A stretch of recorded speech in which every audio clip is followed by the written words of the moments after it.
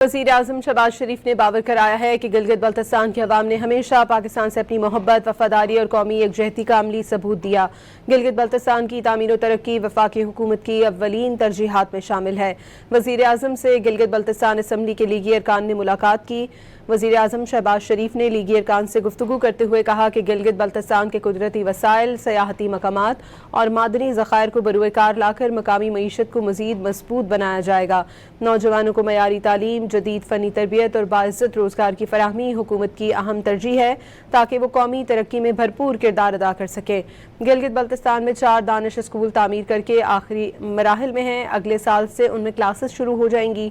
वज़ीर-ए-आज़म ने लीगी अरकान को आगाह किया कि शमसी तवानाई से 100 मेगावाट बिजली पैदा करने के मंसूबे पर काम तेज़ी से जारी है। वज़ीर-ए-आज़म शहबाज शरीफ ने लीगी अरकान से गुफ्तगू करते हुए कहा कि गिलगित बल्तिस्तान के कुदरती वसाइल, सयाहती मकामात और मादनी ज़खायर को बरूए कार लाकर मकामी मईशत को मज़ीद मजबूत बनाया जाएगा।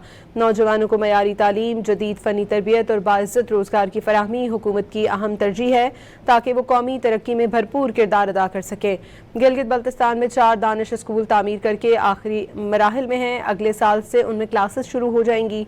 वज़ीर-ए-आज़म ने लीगी अरकान को आगाह किया कि शमसी तवानाई से 100 मेगावाट बिजली पैदा करने के मंसूबे पर काम तेज़ी से जारी है।